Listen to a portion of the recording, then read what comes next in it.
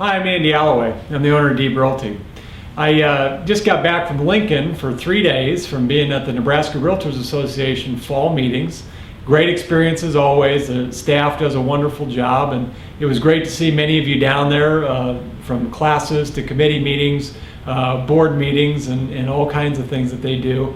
You know, we meet in a convention in the spring, and fall meetings in the fall, and then legislative days obviously in January. But today I want to talk about a couple of things, and really it's about getting involved and being informed. There is a lot of realtors out there that they don't think a lot about the associations that they belong to. You know, they pay dues to the local boards and the state associations and the national associations, but they're very consumed, and rightfully so, with their own businesses. This is their livelihood, helping buyers and sellers, do transactions and buy and sell homes. And sometimes they forget about the organizations that are really there, that offer a tremendous amount of support, and also they are advocates for our industry, for the real estate industry, not only for the buyers and sellers, but for us as the practitioners. And I really want to encourage, if you have not been to a meeting, have not been on a committee, to go.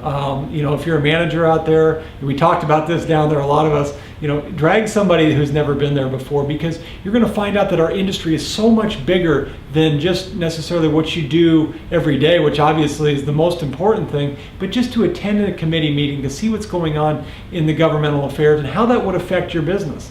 I know there's a lot of realtors out there that go, yeah, that's all great. I'm glad there's people that do that, but do I have time, or how does that really impact my day-to-day or my paycheck or anything like that? And I'm going to show you just a few things that we talked about down there that might get you to change your mind.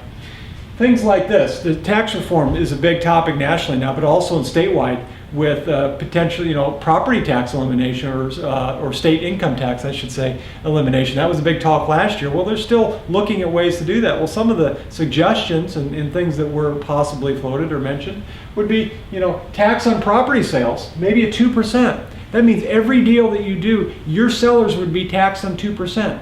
How would that impact your business? Now, I want to reiterate, none of these are necessarily going to happen, but they have been floated at a level at some point as possible alternatives in the future. So don't let anybody freak out that this is going to happen. But these were discussions and reasons that you should get involved and voice your opinion. Tax on services. That means potentially real estate commissions. How does that impact you? QRM, this is part of the Dodd-Frank that was been around for a few years now, and a bad part, the QRM rules that would require all down payments to be at least 20% down for qualified residential mortgages. How would that impact your business, not having the 3.5% to 5% down payments? Elimination of mortgage interest deduction. As a homeowner, that interest deduction goes away. Again, on a national level, that's a huge topic and something that NAR has really fiercely been fighting on a national level, but we talk about it a lot at the local and state level. Notarization. This is something we've been working on to eliminate notaries on homestead properties for purchase agreements. How much more efficient would it be in the digital world now, when you're using digital contracts and signatures, for you not to have to finally print it off and get it notarized, because it may be an unnecessary step. Streamline of agency disclosures. There's a lot of times where sometimes laws get a little bit out of dated in disclosure laws, and so can we streamline those so that we have unnecessary, right now I think we have some unnecessary complaints because of agency laws. Let's get rid of those and again, help you do your business a little freer and better and more efficient.